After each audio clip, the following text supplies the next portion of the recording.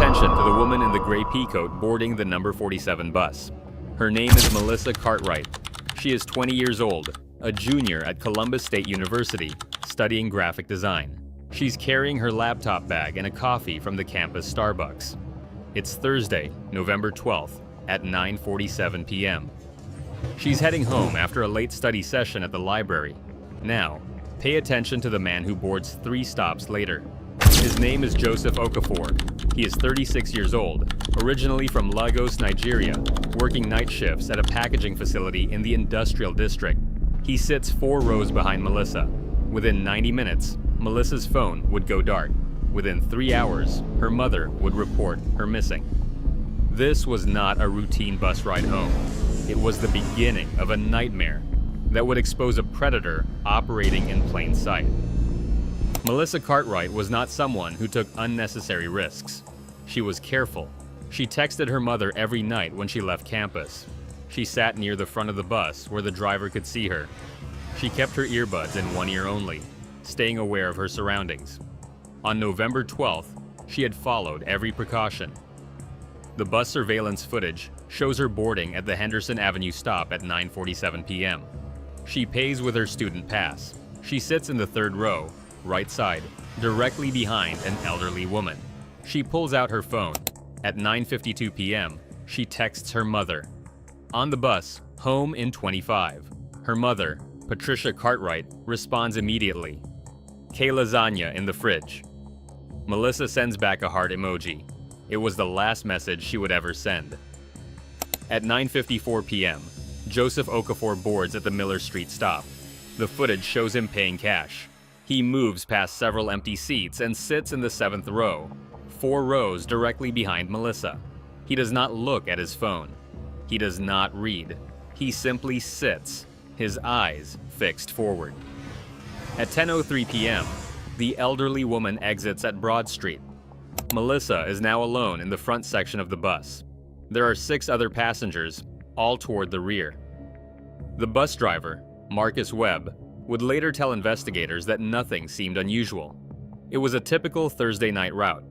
At 10:11 p.m., Melissa prepares to exit at her stop, Chambers Road, a residential area 3 blocks from her apartment.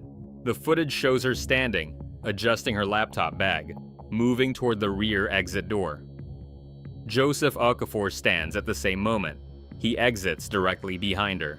Patricia Cartwright expected her daughter home by 10:20 p.m. By 10:35, she was concerned. By 10:50, she was calling repeatedly. Each call went straight to voicemail.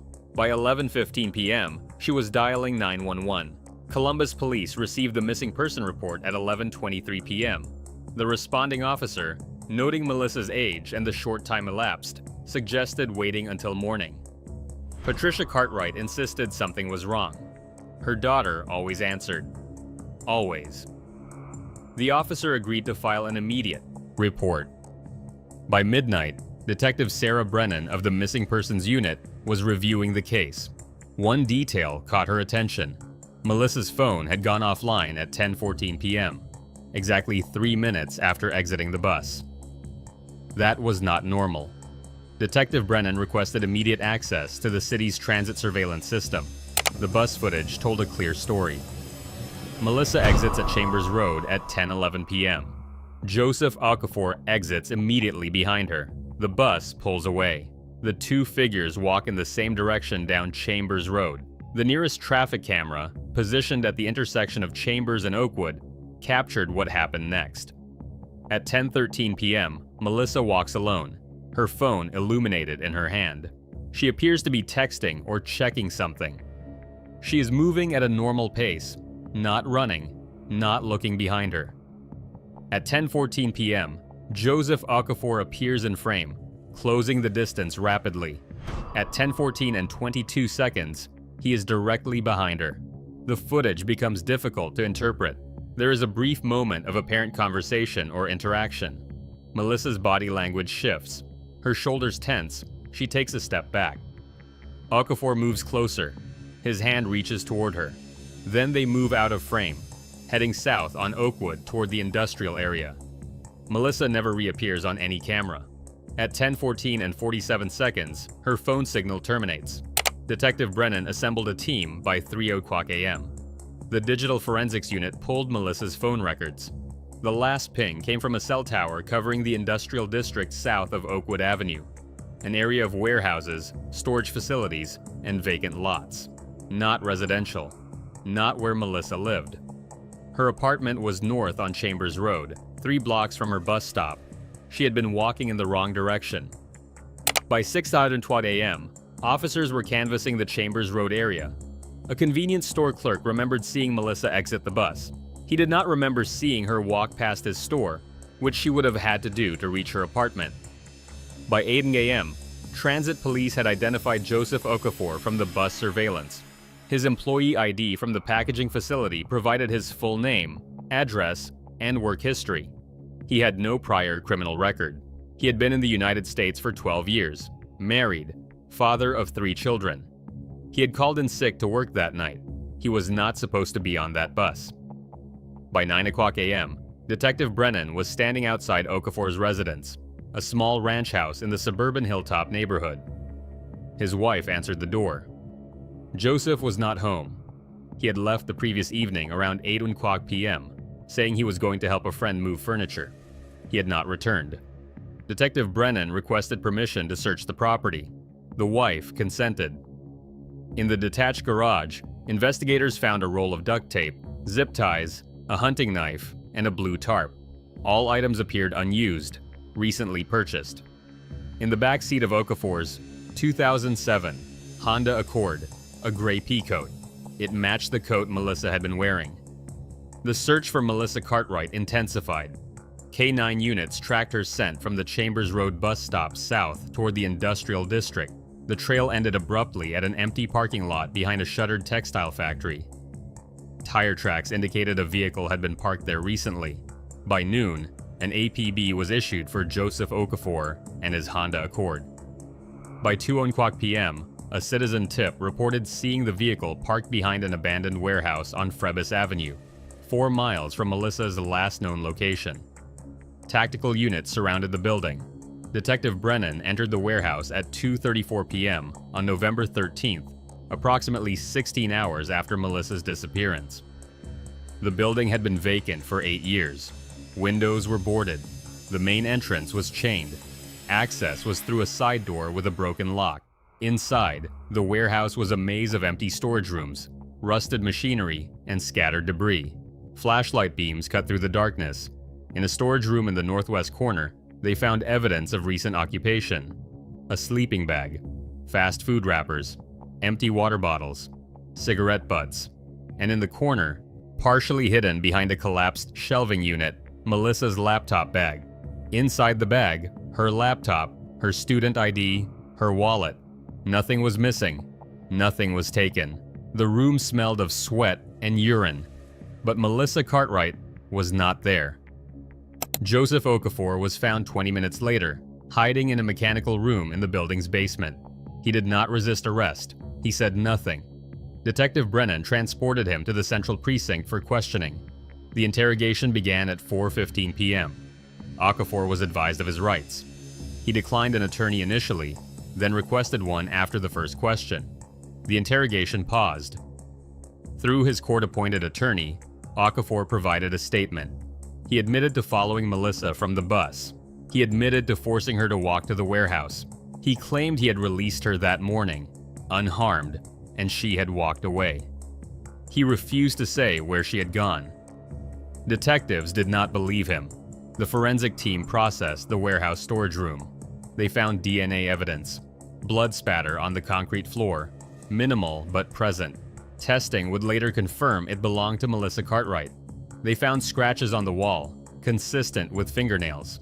They found strands of blonde hair matching Melissa's description. They found her phone, smashed, in a corner. The SIM card had been removed and destroyed. What they did not find was Melissa. Patricia Cartwright held a press conference on November 14th.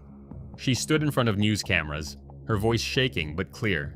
She held a photo of Melissa, her daughter smiling in her graduation cap from high school 3 years earlier. Patricia described her daughter. Melissa was kind. She was dedicated to her studies. She wanted to work in advertising. She volunteered at an animal shelter. She called her mother every single night. Patricia made a direct appeal. If anyone knew anything, please come forward. If anyone had seen Melissa, please call the tip line. She made a direct appeal to Joseph Okafor. Tell us where she is. Please, just tell us where she is. The press conference was broadcast across local and national news. Within hours, the tip line received over 200 calls. One tip would break the case open. A woman named Claire Henderson called at 7:45 p.m. on November 14th. She had seen the news coverage. She recognized Joseph Okafor. She had a story to tell.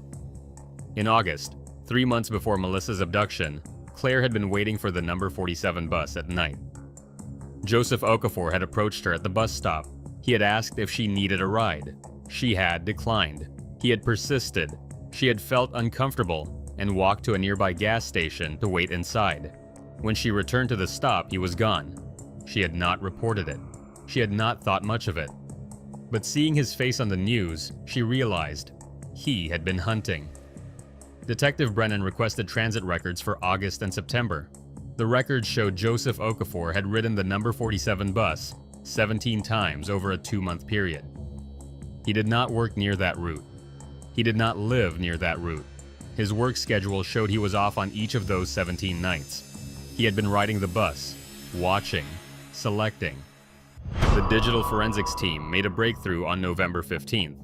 Okafor's home computer contained a deleted folder recovered from the hard drive. Inside, photographs. Over 60 photographs, taken surreptitiously on public transit. All of young women. All alone. All at night. The photos were organized by date and bus route. Melissa Cartwright appeared in 12 photos, taken over 6 weeks leading up to November 12th. He had been watching her for a month and a half. This was not impulsive. This was calculated. On November 16th, Detective Brennan conducted a second interrogation of Joseph Okafor. She presented the photographs. She presented the transit records. She presented the physical evidence from the warehouse. She told him they knew he had been planning this. She told him they knew Melissa had not walked away. She asked him one question: where is Melissa Cartwright? Okafor stared at the table. He said nothing. His attorney requested a private consultation. 30 minutes later, the attorney returned with an offer. Joseph Okafor would reveal Melissa's location in exchange for removing the death penalty from consideration.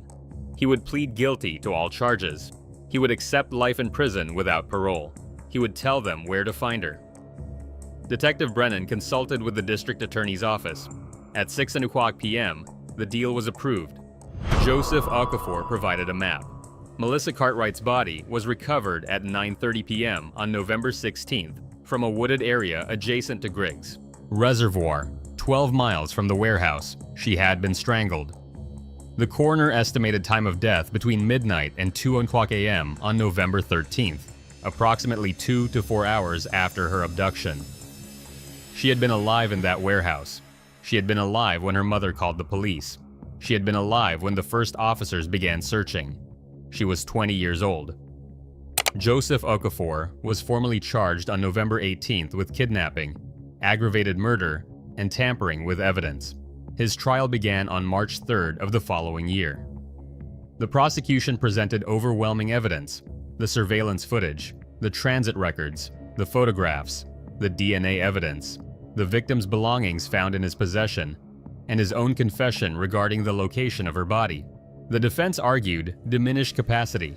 Okafor's attorneys presented evidence of untreated depression, cultural isolation, financial stress, and a history of childhood trauma in Nigeria. The prosecution acknowledged these factors. Assistant District Attorney David Kensington was direct in his closing argument. Trauma may explain behavior. It does not excuse it. This was not an impulsive act. This was a predator who stalked his victim for 6 weeks. The jury deliberated for 4 hours. Joseph Okafor was found guilty on all counts. He was sentenced to life in prison without the possibility of parole. He has filed no appeals. Melissa Cartwright's funeral was held on November 22nd. Over 300 people attended: family, friends, classmates, professors, and strangers who had followed her case. Her mother stood at the podium and spoke about her daughter's kindness, her creativity, her dreams. Patricia Cartwright announced the creation of the Melissa Cartwright Safe Transit Foundation, dedicated to improving lighting and surveillance on public transportation and advocating for stronger protections for riders. The foundation successfully lobbied for emergency call buttons on all city buses, real-time GPS tracking available to riders' families, and mandatory panic alarms connected directly to police dispatch. The number 47 bus route was renamed the Melissa Cartwright Memorial Line. At the Chambers Road stop, where Melissa took her last bus ride, a small memorial plaque was installed. It reads, "In memory of Melissa Cartwright, 2004-2024. Taken too soon, never forgotten." Patricia Cartwright still lives in the same house where she waited for her daughter to come home on November 12th. She keeps Melissa's bedroom exactly as it was. The graphic design textbooks are still on the shelf. The coffee mug Melissa used that morning is still on the desk. Patricia speaks at high schools and universities about public safety and awareness. She tells students to trust their instincts. She tells them to stay visible. She tells them their parents want them to come home. She tells them about Melissa, not about how she died, but about how she lived. Melissa wanted to design album covers for musicians. She collected vintage concert posters. She had a laugh that filled a room. She texted her mother every single night. Patricia ends every speech the same way. Tell the people you love that you love them. You never know which goodbye will be the last. The gray peacoat found in Joseph Okafor's car was returned to Patricia Cartwright after the trial concluded. She keeps it in Melissa's closet. It still smells faintly of her daughter's perfume. Some nights, when the grief is unbearable, Patricia holds the coat and remembers the morning Melissa left for class, smiling, coffee in hand, saying she'd be home for dinner. She never made it home. But she is remembered, and that matters.